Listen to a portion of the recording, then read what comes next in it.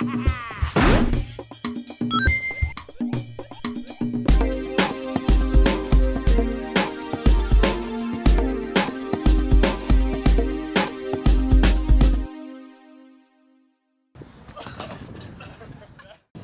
2011 is officially over. They're closing the doors, getting all the people out of the halls, and kicking us the hell out of there here. It's been one hell of a show. I'm tired. I'm sick of walking around. I would love to play some games now because I have hardly been playing any games. I've actually been playing more games this year than the last year, but we're still talking like less than 5. Yeah, I focused on playing games on the PS Vita and the Wii U actually. So. Yeah. I think it's probably mostly Vita games, actually. Yeah. Let's talk about the Vita while we're mentioning it. What do you think about the machine? Just a quick... Well, I mean, it's so slick. It's just something you want to own. I mean, it looks great. The screen is terrific. And it also affords the developers a lot of options in terms of how to control the games. And I think some of them are going to be pretty poor in certain games. I think there's a lot of sort of experimentation that goes a little bit overboard, perhaps in some cases. But it also allows you a lot of variation, and there's going to be some nice opportunities for games that wouldn't have been able to make without this. Yeah, and I was actually really impressed with the way it worked in Uncharted Golden Abyss, that it actually worked. I thought it was going to be a mess trying to get your fingers in on the screen, but a lot of us have smartphones or iPads or whatever, and we used to touch now, and it just felt natural. So, but as you say, some of them are going to be crap, of course, but that's the way it is with every gaming system. And I was playing Wipeout 2048 against the developer who was playing on PlayStation 3. I was playing it on the Vita, sort of cross-platform functionality, weird thing going on there. I beat him, by the way. But it was a really nice feature, and it's sort of, you play the levels from Wipeout HD in that sense, and it's just a lot of options for the developers out there to sort of connect and twist and turn and do things that just wasn't possible before. Absolutely, and speaking of new hardware, of course, a really big thing. Wii U! Wii U! Is it a sound effect? Is it a machine? What is it? Well, I think the first thing we got to say is that it's a console. It's a brand new machine. It's not just the controller that's a Wii U. Yeah. And I think that I've seen the machine, so the machine was right in there on the show floor, and I think Nintendo screwed that up a bit. They presented it almost like it was only a new control. It's actually a brand new console. Yeah.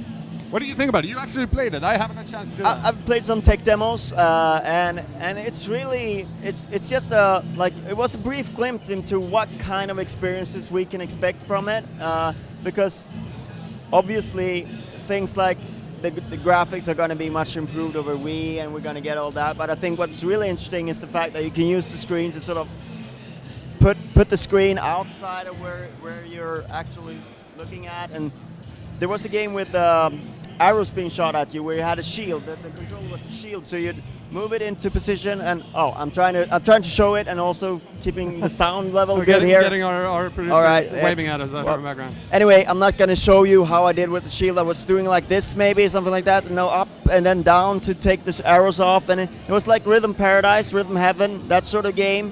And I can really see that being in a future Wii U Rhythm Paradise game.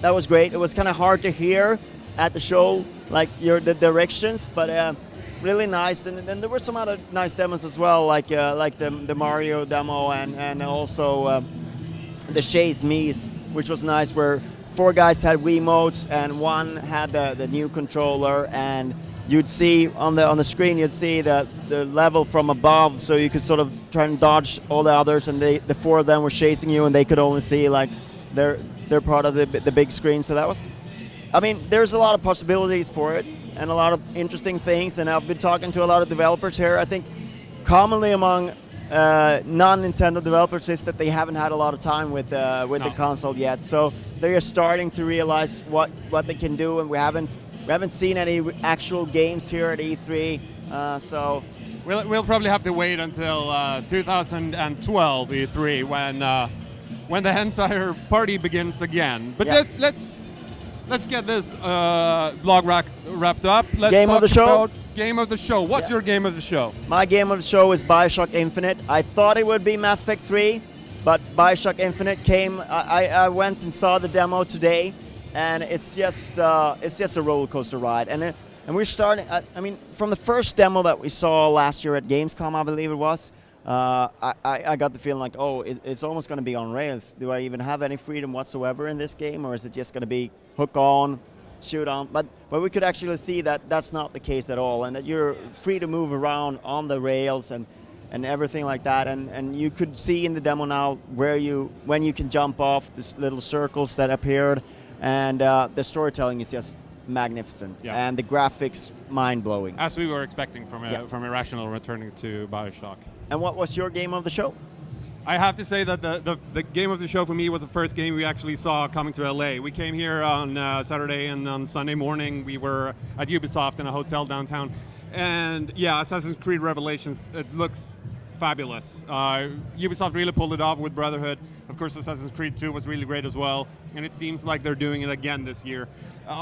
They just push so many resources into the game. They have so many studios involved. It looks spectacular, and it looks like finally, I love the storyline of Assassin's Creed. I know a lot of people out there have problems with it, but I love it, and I think that, well, it's going to be interesting to see how they wrap things up. So Assassin's Creed Revelations, absolutely, for me, game of the show. But there has been a ton of great games here. We yeah. got to say, I mean, E3 was very strong this year and very interesting with all the new hardware. So it's been a great show, and you can kind of notice here as well, because as we noticed probably the first or the second day, that there actually feels that there's a lot more people here this year.